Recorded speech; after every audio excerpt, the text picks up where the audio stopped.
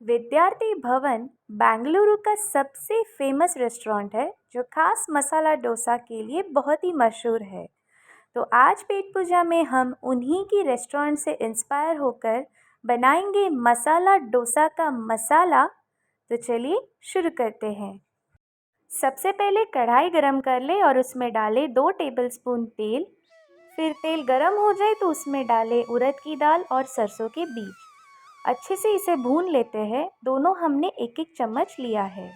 फिर इसमें हम डालते हैं 1 चम्मच चने की दाल और इसे सुनहरा होने तक भूनते रहेंगे। बस 1 से 2 मिनट लगेगा। फिर इसमें हम डालेंगे कद्दूकस किया हुआ अदरक 1 टेबलस्पून। थोड़े से हम कड़ी पत्ते डालेंगे और हरी मिर्च भी डालेंगे और अच्छे से इसे भून लेंगे। बस 1 से 2 मिनट भूनकर इसमें हम डालेंगे चुटकी भर हींग और स्लाइस किया हुआ प्याज। 1 मीडियम साइज़ कटा हुआ हमने लिया है प्याज। फ्राई करें इसे 2 से 3 मिनट के लिए और फिर इसमें हम कुछ मसाले ऐड करने वाले हैं। बस 2 से 3 मिनट के लिए आपको इसे लगातार भूनते रहना है और लो फ्लेम पर पकाना है। फिर इसमें हम डालेंगे 1 टीस्पून नमक और 1 टीस्पून हल्दी पाउडर और अच्छे से इसे भून लेंगे। ये मसाले जले नहीं करके हम इसमें 1 टेबलस्पून पानी डालेंगे और फिर इसे टॉस कर लेंगे। ये देखिए, फिर हम इसमें ऐड करते हैं बॉइल्ड पोटैटोज़ यानी कि आलू। इसमें हमने यूज़ किया है 5 आलू।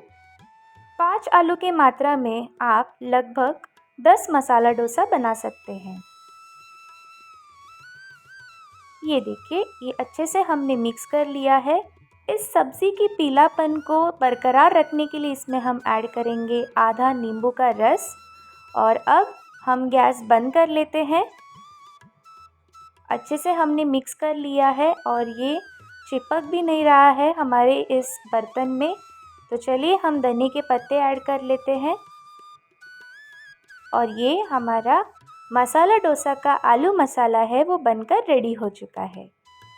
चलिए अब यहाँ पे हमने तवा गरम कर लिया है और इसमें हम थोड़ा सा पानी डालेंगे ताकि टेम्परेचर थोड़ा कम हो जाए तवे का। और फिर इसमें हम बैटर डाल के एक अच्छा सा बड़ा सा डोसा बनाकर ले लेते हैं। मीडियम फ्लेम पर ही आपको इसे पकाना है। थोड़ा सा साइड से हम घी लगाएंगे और ये जो हमने आलू मसाला बनाया है उसे भी हम ऐड कर लेते हैं। बस 2 चम्मच काफ़ी है। 2 बड़े चम्मच हमने इस्तेमाल किए हैं। 2 मिनट इसे हम मीडियम फ्लेम पर पकाकर इसे हम चलिए अब निकाल लेते हैं। बहुत ही कुरकुरा सा डोसा ये बनकर रेडी हो चुका है। मसाला डोसा विद्यार्थी भवन स्टाइल में। ये देखिए, इसकी स्टफिंग देखिए और इसे सर्व करते हैं हमारे रेगुलर कोकोनट चटनी के साथ। दिल से बनाइए, दिल से खाइए।